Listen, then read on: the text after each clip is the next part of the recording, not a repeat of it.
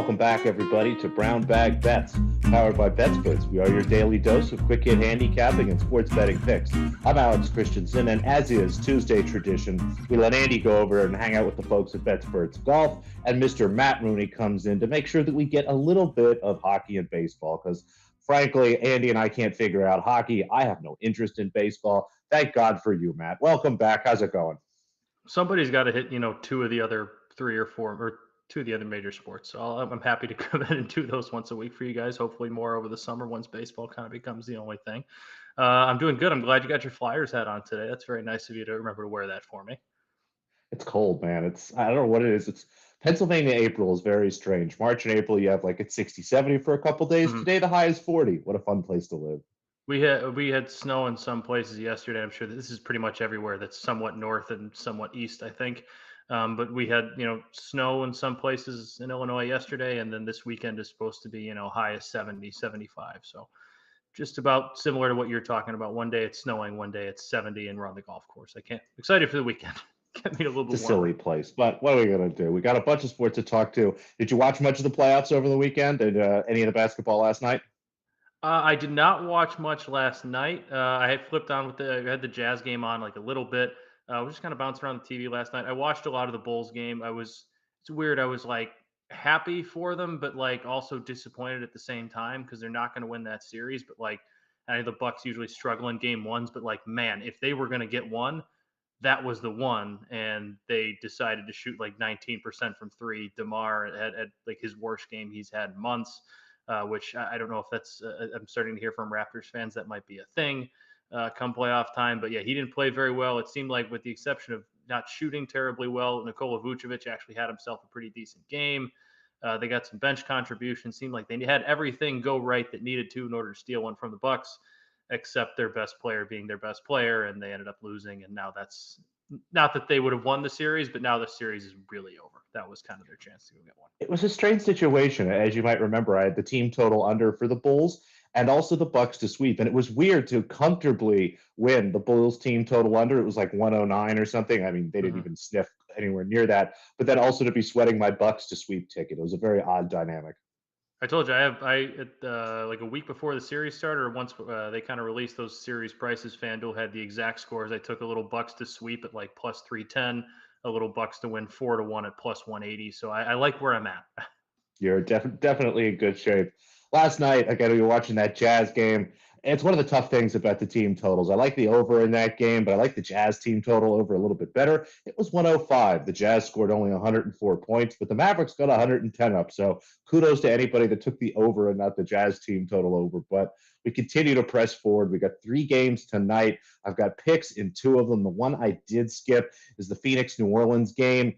Again, those numbers look about right to me. Kind of like an over. Wouldn't mind maybe a Pelicans team total over. Just had kind of a rough offensive night. Maybe a little bit of a bounce back for them. But 2 looks I do like. We will be taking a full game over here. Dan's Hawks against the Miami Heat. The Heat really thumped the Hawks the other night, and it's hard for me to discern whether it was kind of a bad one game for Atlanta, who, it's game one in Miami. They're supposed to lose that game. And or if it's really the ripple effect of no Clint Capella.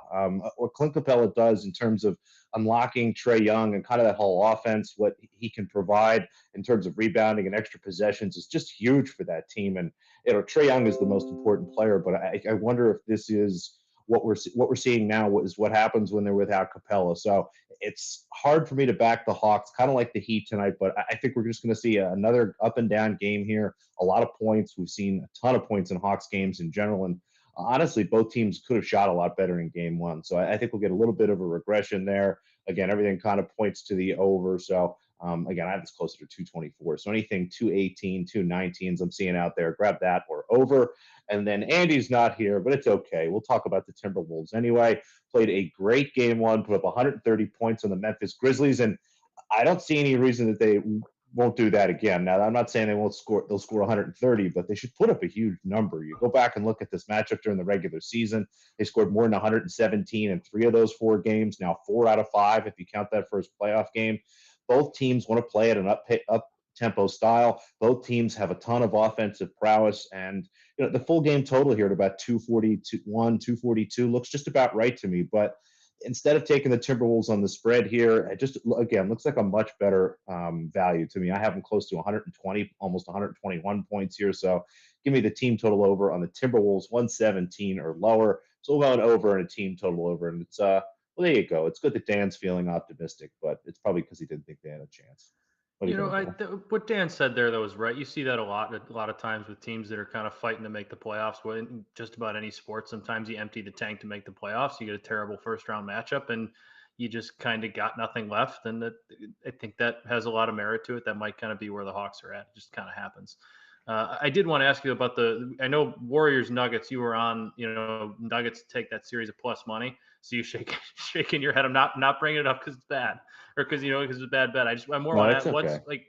I see Steph's only playing like 20 or so minutes a night. I believe he was coming off the bench as well. So like, is this a he's actually still hurt, or is this a let's rest him for kind of the more like let's rest him for when we actually need him in a second round series or a third round matchup with the Suns, or what's going on kind of there with Steph? Because I know he's been banged up, but like you with hockey or baseball, you don't follow it totally completely. The NBA, I'm not super plugged into. So what's actually going on there? He's not 100%. It's a nice way to control his minutes and kind of get him back in. I actually thought it was kind of a brilliant idea. I'm surprised that no coach has ever thought to just be like, you're going to play the last X minutes of every quarter. It makes it really straightforward. You Mhm. ensure that the player is there, during high value minutes. And at the same time, it's a blowout in the fourth quarter. You get to save an extra 6 minutes or so. So I think it's more of a time management kind of a way to smooth him back into the series a little bit as he does get to be 100%. He's moving around okay, but you can see that it's not quite there yet. And even with the rest, I mean, the way this series is going, I wonder if they'll let him take a game off or two.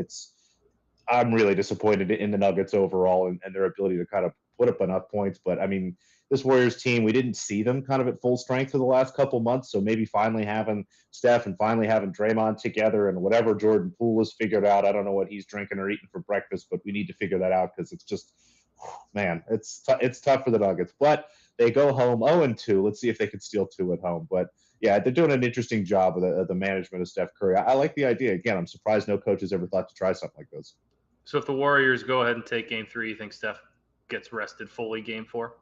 Probably. I think there's a Okay. very, very good chance of that. We'll see. It's the playoffs, so generally there isn't too much shenanigans, but I Mhm. think there's a good chance, yeah, if they're up 3-0, maybe they send him home, get some rest and rehab before game five, if there is one. All right. Well, keep an eye on it. The NBA playoffs this year. I find myself similar to last year, as opposed to prior years, like so much more interested come this time around because I know it kind of feels like Bucks Suns are the two teams that are going, but like if somebody knocked off the Bucks, it was the Nets or it was the Celtics or if it was your Sixers, like it just feels a little bit less predictable than it's been in the past. The West a little bit more so predictable with the Suns, but like I'm very plugged in, going to be locked into these Eastern Conference playoffs going forward, and hopefully the Bulls don't get eliminated four, but that probably is going to happen.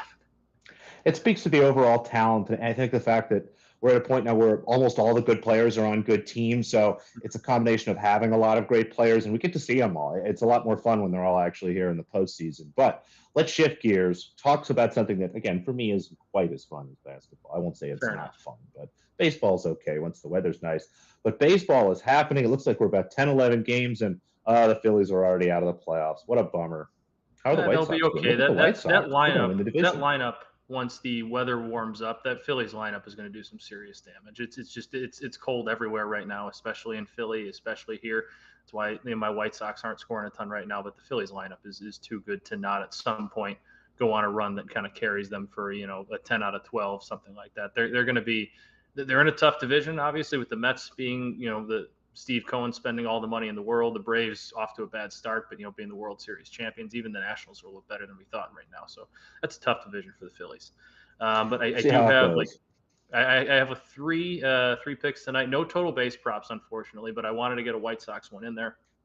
Uh, I have the first five now in FanDuel. It's listed as first half. It's not listed as first five. So if you see first half on their site, that is first 5 innings.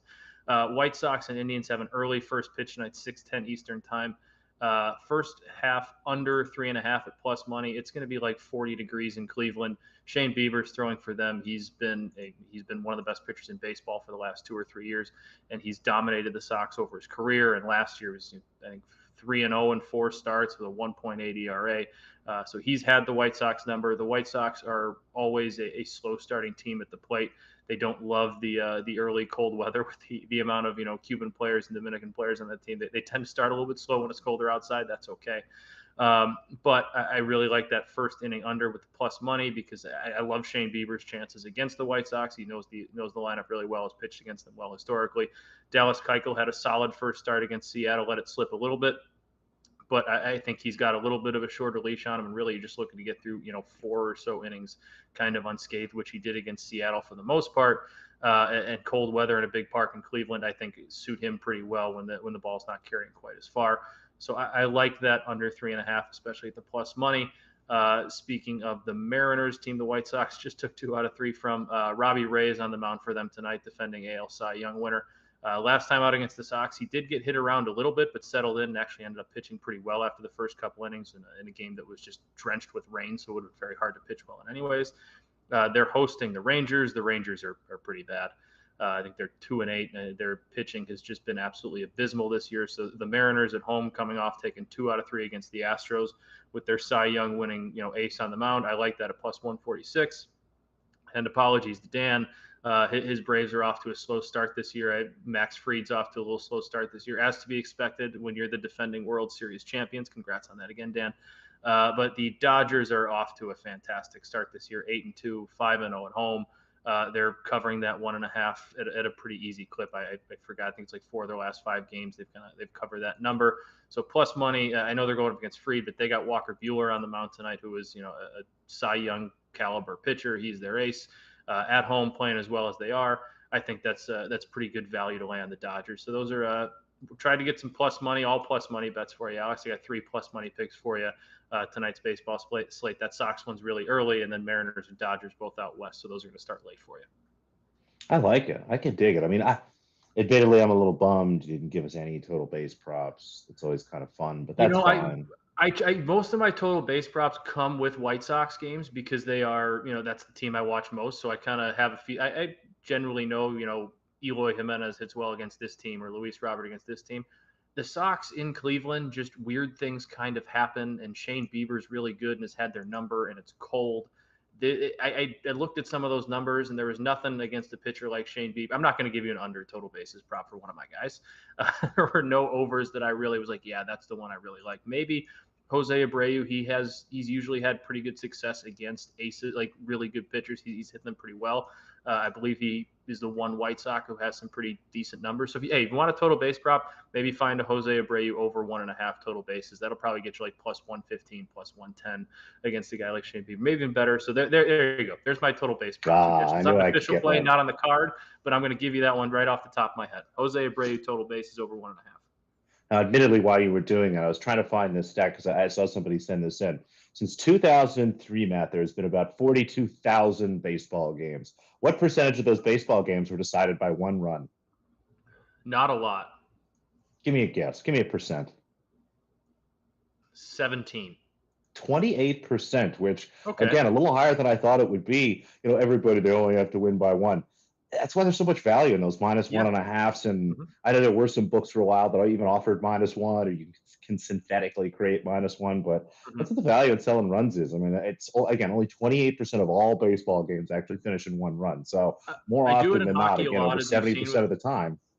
I've done it in hockey a lot. You've seen with my, I give out a lot of puck lines because I like that value. Baseball, even more so. Like when you have tonight, John Gray hasn't been a very good pitcher. He had a brutal first start for the Rangers this year. He's going up against the Cy Young winner and Robbie Ray against the Mariners team that's playing really well on the road.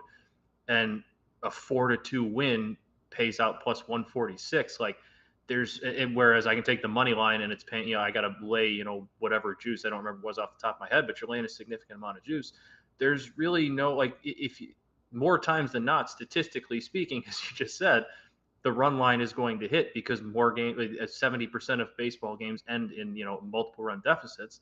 So the value really just lies there. If I lose one run line, I might win. Statistically speaking, I'll win the next 2, and that's going to pay me out of plus money most of the time. So that's why I'm with you. There's just so much more value in doing it that way. You can do some, favorites money line parlays if you really don't want to risk that. But the value lies in the run lines. Gotta sell those runs, baby. Now, get back to some tennis. Yesterday, Do again, it. kind of, we had the Jazz team total versus the over, and yesterday we had a nice big fat underdog, and you guys got kind of lucky. I lied to you and told you that it started early this morning. Apparently, Chloe Piquet's match started shortly after the show started, and as Dan was so nice enough to remind me, I said, if things get out of hand here, they really could get out of hand, and boy, they did. She got double bageled. So hopefully you listened to me lie to you about the start time and missed that bet. But we'll try again today. Again, this is a bet I did talk about yesterday with these first rounds and kind of the timing. It's hard to find a lot of new matches. We did get a winner actually earlier. Nuria Parisas Diaz got it done, and Kirstea, There you go. if you want to check, that got pushed or canceled because the match got moved around a little bit. The draw was reorganized as players are quitters. But Annette Kontaveit here, -5 games. Talked about this a little bit yesterday. Angelique Kerber, the German, fantastic player, often does well in her home country, has played well in Stuttgart before, but is really on the decline of her career here, and runs into someone in Annette Kontaveit who is headed the other direction. She has just had a spectacular last year or so, last 12 months, if you will, of tennis, just about as good as anybody, especially indoors. For whatever reason, she's much more comfortable. You see her hold rates go up. She starts to hit more aggressive winners and such. It's just a much more comfortable environment for her being indoors and not having to deal with, any of the nonsense of wind or extra sound or anything that's going on from being outside. And just like her to really put one on Kerber here. She's beaten her pretty soundly the last couple times they've played. And the more I look at this match, it could possibly be competitive here, but it just feels kind of like a 6-4, 6-2, 6-4, 6-3 kind of situation for Kontaveit. So you look around, there's -4.5 games at standard juice. That's fine if you don't have a book where you can sell the half game. But poke around, a handful of places will let you do this. So let's sell the half game. Give me +115 on Annette Kontaveit, who will play. Let me just double check this afternoon. It's always nice to have a winner before the show even starts. So you're entering this brown bag bet show while already being up money. I love that. Where is Stuttgart? Yes, Stuttgart? Germany. That's what that would have been my. I would have said a Germany or an Austria, but that would have been my guess. That's what it sounds like. Yeah, we're in Stuttgart, and the other match is in Istanbul. So we're in Germany and Turkey. Lots of tennis. It's all great. I got some hockey picks now. If you're ready for them too, we can talk Ooh, about your Flyers. I'm excited. What, you I'm gonna bet not against them fully again? fading your. I'm not fully fading your Flyers either. I'm actually Oh, I'm glad I semi get to backing them. watch these. I've been Yeah, excited. I've been betting these. Anytime you bring them up, these second period overs, that's good. I Dan actually flashed they it are flashed it over, they but I'm are in. I'm going to plus put this on. I'll money. watch this. They are plus money every time. The Caesars is the place I found those the most consistently. A lot of books will have second period overs live in game. Not all of them have them pregame. Caesars usually has them pregame. Rest of the odds are from FanDuel. But Leafs second period. I keep saying this luckily, it seems like every Tuesday the Leafs are playing, so I got something. And come playoff time, I might probably take a step back from this because the game changes a little bit come playoff time. But man, 12 out of the last 15 second periods have gone over 2.5. 12 of the Leafs second periods have gone over 2.5. I think the Leafs are averaging like just about 3 goals a period in the 3 goals per second period in that span. It's plus 110 tonight. I don't. It might not hit, but you have to take it every time. It's plus money every time. Plus money. It varies between plus 110 and plus 142. So you have a lot of these second period overs hitting at plus 140 easily. It just makes all the sense in the world to go take that. The Flyers, I believe, 3 of their last 5 second periods have gone over the 2.5, and the 2 that didn't, they still allowed 2 goals, so they were right there. They just didn't do their Did part their part. scoring. I like this over 2.5 plus 110. It'll probably hit, and if it doesn't, next time the Leafs play, go ahead and take it. Statistically speaking, it's going to hit. Threw together a heavy favorites money line parlay. Patrick's asking why the Panthers aren't in it. I love the Florida Panthers. Been as big of a Florida Panthers fan as there is this year. They don't have a whole lot to play for right now, which isn't a knock on them. It's not to say they won't win against the Islanders. I know the Islanders have nothing to play for against either. But when I'm putting together like a money line, a heavier favorites money line parlay, I really kind of wanted to look for some teams with some motivation, because if you don't have motivation, I believe they're on the road in New York tonight. They don't have a ton to play for. It's pretty easy to not get up fully, and they'll probably again win tonight. And if you want to add that, it's probably the right play. But that's why I don't have them in here. I'm going to start with the Kings. Kings are third in the Pacific Division. They're trying to hold off the Canucks, who have won 6 in a row. The Kings are visiting Anaheim tonight. They're minus 170 on the money line. Anaheim season's pretty much over. Again, Kings have been kind of back and forth the last couple of weeks. They're trying to hold off Vegas and Vancouver. They need a win tonight against when you play a bad team with 5 teams left and you're in a playoff chase. You got to win this one. I think they do get out there. Plus, they had the shortest odds, minus 170. So I think they are longest, shortest, whatever, minus 170. So that's also in there to add a little bit of value. The Minnesota Wild are in Montreal tonight.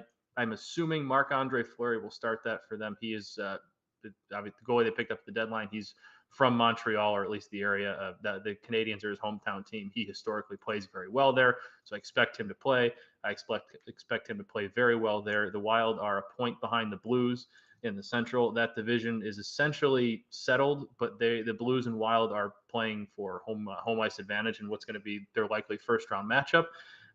Blues play or host the Bruins tonight. That's a tough matchup for them. No doubt Minnesota sees this one as kind of a must-win type game, either to keep pace or have a good chance to re-jump the Blues and kind of get back into that second spot. That's going to be back and forth and kind of a fun race to watch down to the finish. The New York Rangers are in a similar situation, trying to win the Metro with the Carolina Hurricanes. Hurricanes won in Phoenix last night to vault them 2 points ahead of the Rangers. Rangers have a game in hand, so this is kind of their chance to hold serve against a not as bad as the Coyotes team and the Jets, but a Jets team, again, not much to play for. The Rangers have everything in the world to play for. They're at home. They've been playing really good hockey lately. That one's around minus 210. I like that. And then the Vancouver Canucks, who are one of the hottest teams in hockey. They've won 6 in a row. About 2 weeks ago, they were nowhere near the playoff race. Now they're finding them squarely in it. They're just a point behind Vegas and 4 points behind the Kings for that last playoff spot. So I hope they don't end the night just 2 points behind the Kings, because that would mean this parlay didn't hit. But in their heads, that's 2 points they either need to keep pace or possibly have a chance to jump and get within a game of the Kings. So all 4 of those teams are heavier favorites and all have a lot to still play for. That's kind of what I'm looking for late in the season here. That's why I put together one yesterday in my blog. I originally had the Avalanche in it. The Avalanche were minus 215 favorites at home against the Capitals. Took them out of it, and because the Avs have nothing to play for, the Caps are still playing for playoff positioning.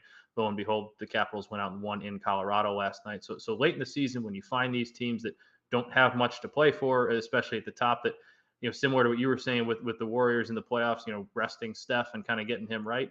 Hockey teams aren't necessarily full out resting players. Like giving them off nights, but certain teams, you might see Alexander Barkov play 14 minutes as opposed to his normal 19, whatever, something like that. So it's a similar trend for these teams to kind of rest players, give them a little bit less ice time. So that's why I try to avoid those games. But these are the 4 I like. And then obviously leave second period overs. That's just a thing we're on for the rest of the year. And hopefully that continues into next year. I can dig it. I was just checking the standings, and unfortunately the Flyers still eliminated. I guess you can't get uneliminated. No, they didn't get uneliminated, unfortunately. Yeah, it looks like the Eastern Conference, you got that mostly figured out. The West still kind of open here at the bottom, so some fun hockey here. I'm glad. I believe the East is completely locked into the playoff teams. It's now just a matter of positioning, which I think most of that is honestly kind of settled now too. You have some lower teams still fighting for positioning, but the top end is pretty much set.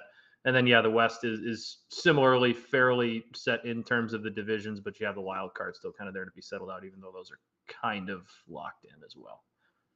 I can take it. I'm excited. Well, I think that's all we got. Thanks again, the folks, for the chat, for some good questions. And as always, make sure you like and subscribe. Give us a thumbs up. Again, it makes Andy happy even when he's not here. And we'll be sure to be back tomorrow.